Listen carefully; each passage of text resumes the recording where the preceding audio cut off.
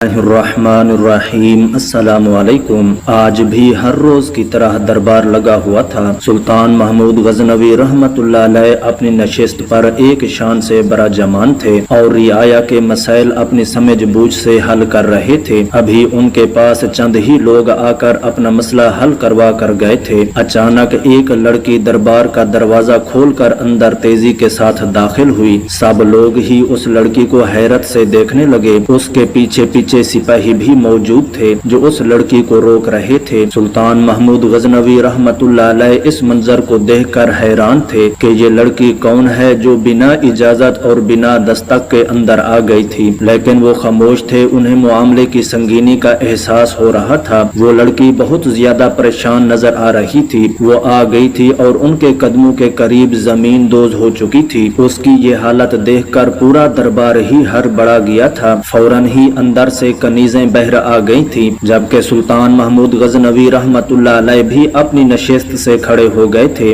اور یہ سارے معاملے کو بہت غور سے دیکھ رہے تھے۔ لڑکی یکدم ہاتھ سے بیگانہ ہو چکی تھی۔ انہیں سمجھ نہیں آ رہا تھا کہ اس لڑکی کے ساتھ ایسا کیا معاملہ پیش آ گیا ہے جس کی وجہ سے اس کی حالت ایسی ہو رہی ہے۔ فوراً ہی شہی طبیب سے اس لڑکی کا علاج کروایا گیا اور کچھ دیر بعد اس لڑکی کی طبیعت کافی بہتر ہو گئی۔ اس لیے وہ سلطان محمود غزنوی رحمت اللہ علیہ کی عدالت میں کھڑی ہوئی تھی۔ اس کی حالت کافی غیر ہو گئی تھی۔ ابھی بھی اس کی حالت ٹھیک نہیں تھی، لیکن وہ ہر حال میں سلطان سے بات چیت کرنا چاہتی تھی۔ اس وجہ سے وہ فوراً ہی طبیب خانے سے نکل آئی۔ سب لوگ حیرت سے اس لڑکی کو دیکھ رہے تھے کہ ایسی کیا مشکل پیش آ گئی ہے کہ وہ اس حالت میں بھی سلطان سے بات کرنا چاہتی ہے۔ سلطان نے اس لڑکی کی جانب دیکھا اور کہنے لگے، بیٹی کیا ہوا ہے تمہارے ساتھ اور ایسی حالت تمہاری کیوں ہو رہی ہے؟ تم ہمارے یہاں کی تو نہیں لگ رہی ہو، کہاں سے آئی ہو تم؟ وہ لڑکی جس کی آنکھیں بالکل لال سرخ ہو رہی تھیں، اس نے سلطان محمود غزنوی رحمت اللہ علیہ کی جانب دیکھا اور روتے ہوئے کہنے لگی، سلطان معظم، میں عراق کی عورت ہوں۔ میں 5 دن سے لگاتار سفر کر رہی ہوں۔ میری حالت بہت ناساز ہے۔ میرے پاؤں میں بہت درد ہو رہا ہے۔ مجھ سے کھڑا ہوا بھی نہیں جا رہا، لیکن اس کے باوجود بھی میں آپ سے ملنے کی خواہش مند تھی، کیونکہ جو عراق میں ہو رہا ہے وہ آپ کو بتانا بہت ضروری ہے۔ سلطان نے یہ بات سنی تو وہ حیران رہ گئے کہ آخر عراق میں ایسا کیا ہو رہا ہے جو ان کو معلوم نہیں، جبکہ ان کے چھاپہ مار اور جاسوسوں نے ان تک کوئی ایسی خبر نہیں پہنچائی تھی جو حیرت انگیز ہو۔ اس لڑکی کے بتانے کا انداز ایسا تھا جس سے کوئی بہت بڑی بات ہو گئی ہو، جس کی وجہ سے دربار میں موجود تمام درباری پریشان ہو گئے تھے۔ سب لوگوں کے چہرے سے پریشانی عیاں تھی۔ ایسے ہی سلطان محمود غزنوی کا بھی۔ سلطان نے ایک بار پھر کہا، بتاؤ عراق میں کیا ہو رہا ہے؟ ہم تک کوئی ایسی خبر نہیں پہنچی ہے، جبکہ انہیں اپنے چھاپہ مار اور جاسوسوں پر غصہ بھی آ رہا تھا کہ انہوں نے ابھی تک ان کے پاس کوئی خبر کیوں نہیں پہنچائی۔ عورت کہنے لگی، سلطان معظم، میں جانتی ہوں یہاں موجود کوئی بھی میری بات پر یقین نہیں کرے گا، لیکن اگر آپ چاہیں تو اپنے طور پر تصدیق کروا سکتے ہیں کہ میں سچ کہہ رہی ہوں یا جھوٹ۔ سلطان معظم، ہمارے قبیلے میں جو ہماری شہزادی ہے وہ دیکھنے میں بلا کی حسین ہے۔ ان جیسی عورت پورے قبیلے میں موجود نہیں ہے۔ ان کا بناؤ سنگھار، ان کی خوبصورتی کے آگے سب مرد پگھل جاتے ہیں۔ انہوں نے مردوں کو اپنا گرویدہ بنایا ہوا ہے۔ ہر کوئی ان کی دہلیز پر بیٹھا رہتا ہے۔ میرا شوہر اور میرا بیٹا بھی اس کام میں ملوث ہو چکے ہیں۔ وہاں کی اس حسین شہزادی کو مردوں کے ساتھ تعلقات قائم کرنا بے حد پسند ہے۔ جبکہ یہ بات سن کر سلطان محمود غزنوی رحمت اللہ علیہ حیرت سے گم ہو گئے۔ وہاں موجود تمام درباری اپنی انگلیاں حیرت سے دانتوں تلے دبا چکے تھے۔ کسی کو بھی اس عورت کی بات پر یقین نہیں آ رہا تھا، کیونکہ ایسا واقعہ تو کبھی سنا ہی نہیں گیا تھا۔ ایسا واقعہ بادشاہوں کے لیے تو پھر بھی لوگوں نے سنا تھا، لیکن ایک شہزادی ایسا کام کر سکتی ہے، کسی کے ذہن و گمان میں بھی نہیں تھا۔ سب لوگ ہی اس لڑکی کو عجیب سی نگاہوں سے دیکھ رہے تھے۔ سلطان محمود یہ بات سن کر کہنے لگے، ہمیں یقین نہیں آ رہا کہ کوئی شہزادی ایسا کام کرتی ہے۔ وہ لڑکی سلطان کی بات سن کر یقین کریں، میں جھوٹ نہیں بول رہی، یہ حقیقت ہے، اور وہ شہزادی صرف مردوں کے ساتھ تعلقات ہی نہیں بنا رہی بلکہ ان سب مردوں کو نامرد بھی کر رہی ہے۔ جو ان کے ساتھ ہم بستری کرتا ہے، ان کو اس چیز کا اتنا شوق ہے کہ وہ کسی کو بھی نہیں چھوڑ رہی، بڑا ہو جوان ہو ادھیڑ عمر ہو، سب کے ساتھ ہی وہ یہ کام کر رہی रही है। उसे इतना ख्याल नहीं आ रहा कि उसके कबीले के लोग बर्बाद हो रहे हैं। उस हसीन शहजादी ने मेरे मासूम सा बच्चा जो अभी कुछ दिनों पहले बालिग हुआ था उसको भी नहीं छोड़ा। इसके साथ भी उस जालिम हसीन शहजादी ने ये काम किया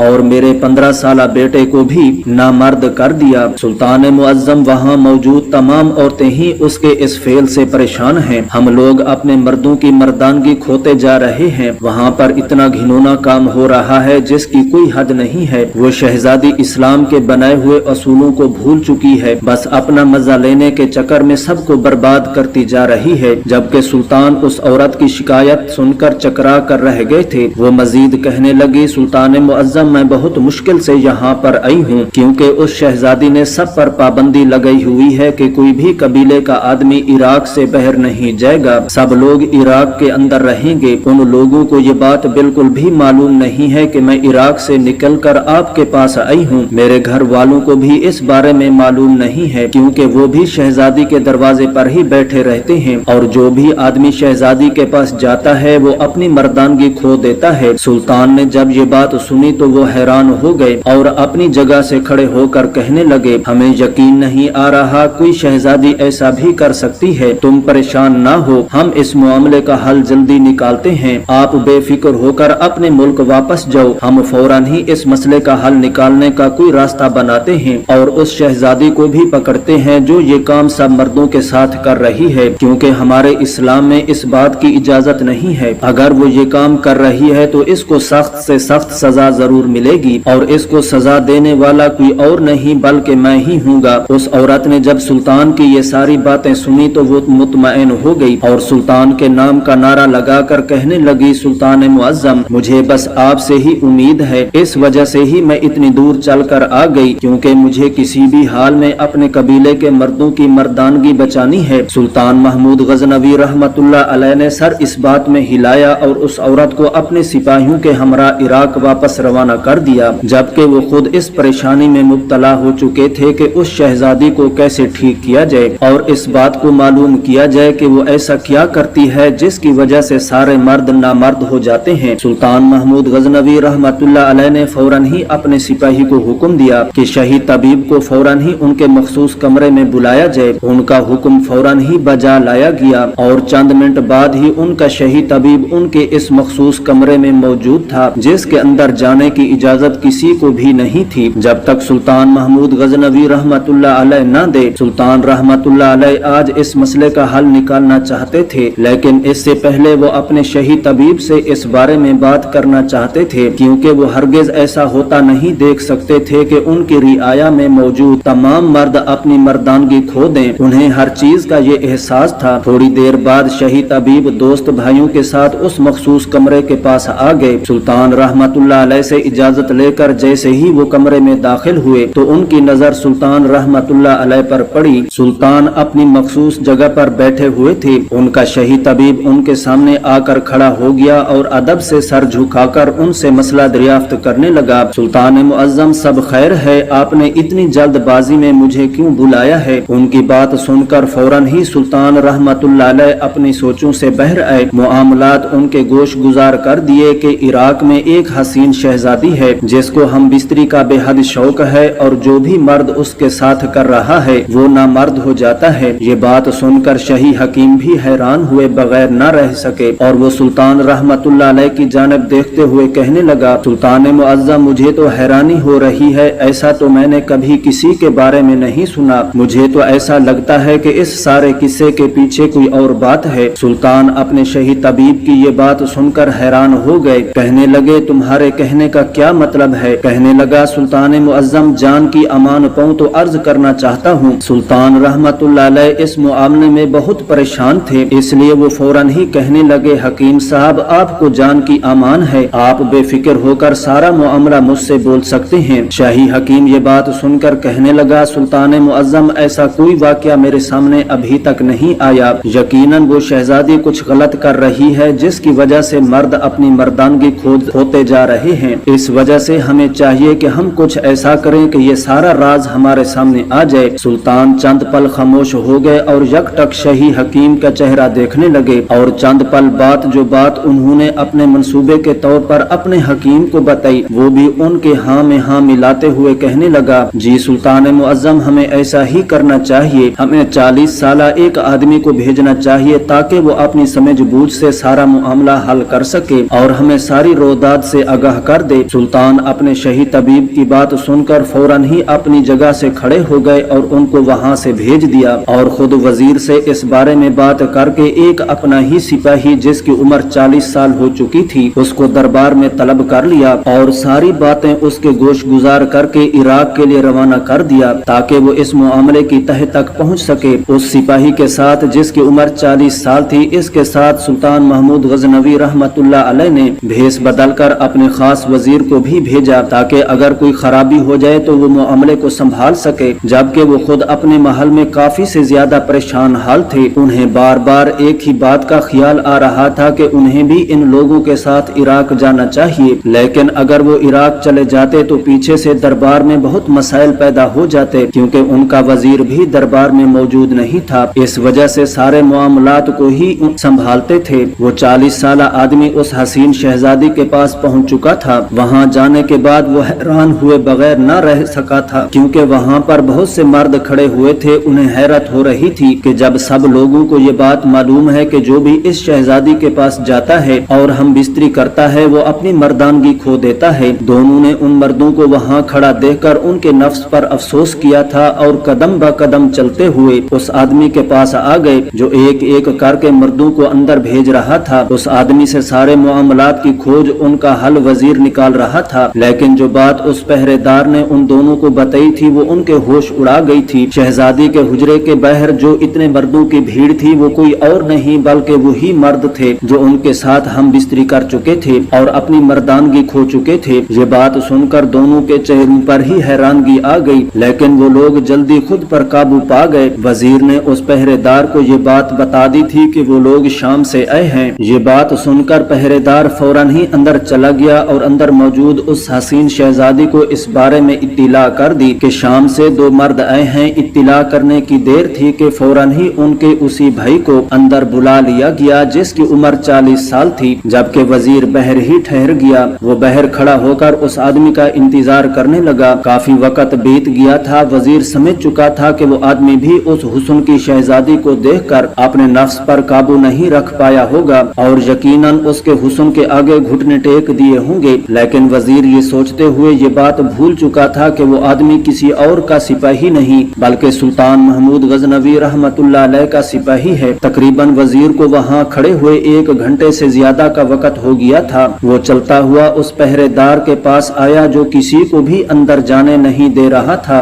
वजीर ने उस आदमी से दरियाफ्त किया कि भाई साहब, मजीद कितना इंतजार करना पड़ेगा? वो आदमी कब बहर आएगा? उस पहरेदार आदमी ने उसको ऊपर से नीचे तक कई बार देखा और कहने लगा, तुम्हें इससे क्या मतलब है? तुम हो कौन जो यहाँ पर खड़े होकर उस आदमी का इंतजार कर रहे हो? उस पहरेदार का लहजा काटदार था जबकि वजीर खामोशी के साथ पीछे हो गया था क्योंकि वो लोग इतनी जल्दी लोगों को ये जहर नहीं होने दे सकते थे कि वो लोग कोई आम नहीं बल्कि एक सल्तनत का वजीर और दूसरा अंदर मौजूद सिपाही है। इसलिए वो खामोशी से पीछे हो गए थे क्योंकि उन्हें अभी तक सच्चाई का सीन भी मालूम नहीं हुआ था। वक्त अपनी रफ्तार के साथ गुजरता जा रहा था और अंदर गए हुए उस आदमी को तकरीबन अब 3 घंटे होने वाले थे। अब वजीर को बेचैनी हो रही थी क्योंकि ये अंदर कुछ भी हो सकता था। उन्होंने उस पहरेदार की जानिब देखा और उसे हुक्म देने वाले अंदाज में कहा कि अंदर जाओ और मेरे साथी को बाहर ले आओ, हमें देर हो रही है, हम लोग मुसाफिर हैं, हमें जाना होगा। पहरेदार ने एक बार फिर वजीर को झटकना चाहा, लेकिन इससे पहले ही भेस के नीचे छुपी हुई तलवार वजीर ने बाहर निकाली और उस पहरेदार की गर्दन पर रख दी और आंखें निकालते हुए कहने लगे, फौरन ही अंदर चलो। उनका लहजा यकदम